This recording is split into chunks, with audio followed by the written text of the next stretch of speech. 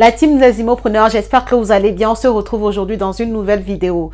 Si tu te rappelles, il y a quelques semaines, je t'avais fait une vidéo sur un de mes immeubles de rapport sur lequel j'avais une problématique avec la mairie de la ville dans laquelle se trouve l'immeuble, justement parce que j'avais besoin d'avoir des validations administratives avant de pouvoir continuer mes travaux.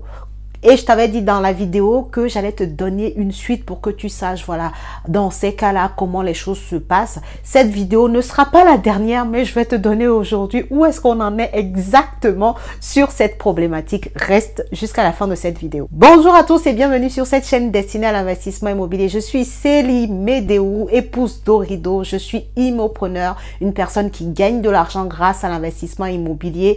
Et c'est ce que je t'apprends au travers cette chaîne et également mes accompagnements, mes formations pour que toi aussi tu puisses faire pareil, engranger du cash grâce à l'investissement dans la pierre. Si le sujet t'intéresse, je t'invite à t'abonner à la chaîne et à activer ta cloche de notification pour ne pas rater mes futures publications. Et deuxième chose, regarde dans la barre de description de cette vidéo, tu trouveras des liens très intéressants, notamment le lien vers le canal Telegram sur lequel je communique très souvent sur l'actualité immobilière ou sur tout autre sujet très intéressant. Et autrement, tu peux également trouver dans la barre de description ton lien vers ton cadeau de bienvenue à télécharger rapidement et à en faire très bon usage si tu es dans l'investissement immobilier. Comme je te le disais, on va parler de la suite. Je vais te remettre les idées un peu en place. Peut-être que tu as oublié de quoi est-ce que je parle dans cette vidéo. Je te parle des travaux que je suis en train de faire sur le dernier immeuble de rapport que j'ai acheté en mars 2022. À l'heure où je te parle, cet immeuble était censé être terminé, travaux finis, locataire en place et on en est loin aujourd'hui dans la réalité. Pourquoi? Parce que j'attends des validations administratives de la mairie. Regarde dans la liste des vidéos de la chaîne, tu trouveras les deux vidéos que j'ai faites déjà sur le sujet, où la première vidéo, je te présentais le bien, les travaux, où est-ce que ça en était. Et dans la deuxième, je t'ai emmené dans la mairie, tu m'as entendu parler avec le personnel de la mairie et tout ça. Et ben aujourd'hui, je viens t'apporter du nouveau, comme je te l'avais promis, sur cet immeuble. Et tu vas pas en croire tes oreilles. Écoute bien, s'il te plaît. Tu ne vas pas en croire de tes oreilles. Et c'est pour ça, il y a une qualité dont je vais te reparler à la fin de cette vidéo qui est très importante quand tu veux faire de l'immobilier. Soit tu l'as et tant mieux pour toi, soit tu ne l'as pas et tu vas apprendre à acquérir cette qualité-là pour pouvoir perdurer dans l'investissement immobilier en tout cas. Alors, qu'est-ce qui s'est passé concrètement?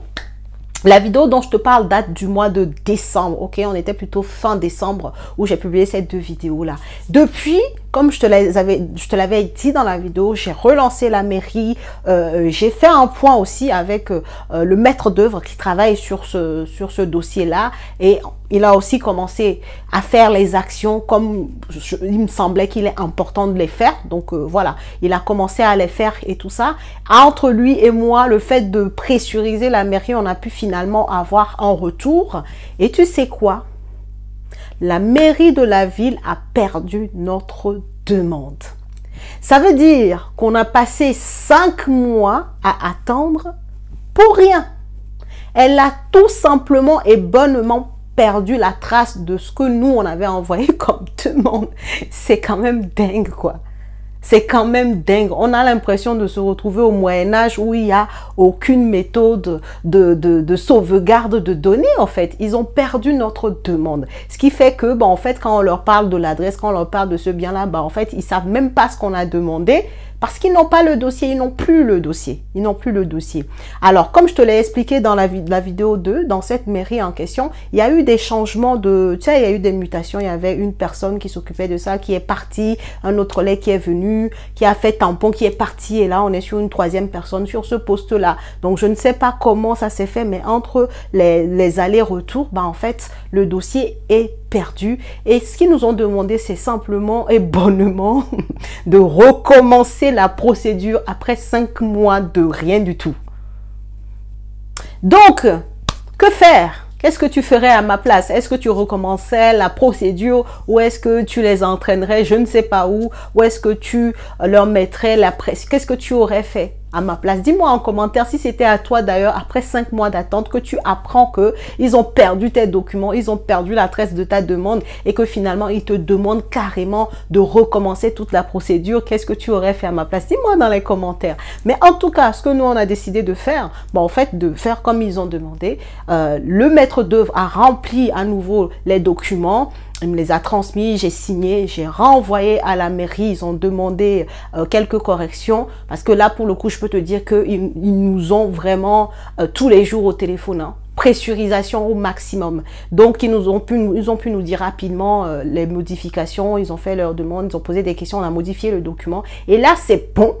Donc, normalement, je devrais recevoir un courrier avec l'attestation de dépôt, avec le numéro et tout ce qui va bien. Et maintenant, j'ai eu la mairie aujourd'hui qui m'a confirmé que le dossier est bien parti aux architectes des bâtiments de France parce qu'on est dans un secteur protégé en fait. Hein.